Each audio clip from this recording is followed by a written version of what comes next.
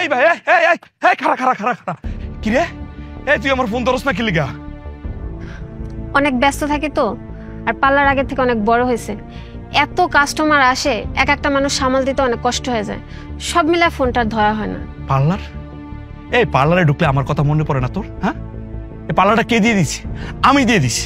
আমার জমি বেচে এই পার্লার দিছি, তোরে বালা দিছি।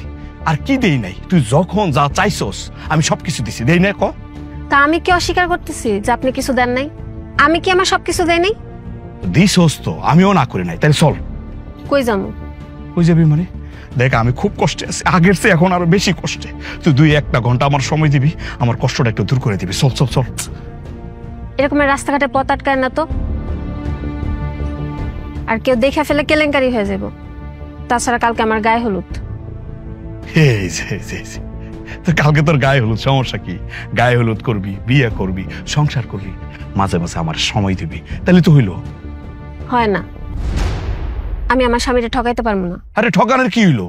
আমার বউ থাকতে তোর সাথে আমি সম্পর্ক করছি না? কি সমস্যাটা কি? কোনো সমস্যা নাই তো। আপনি পারছেন, কিন্তু আমি পারবো না। আমি মন দিয়ে সংসারটা করতে চাই, আর আমার পথ আটকাইবেন না। কি রে বা?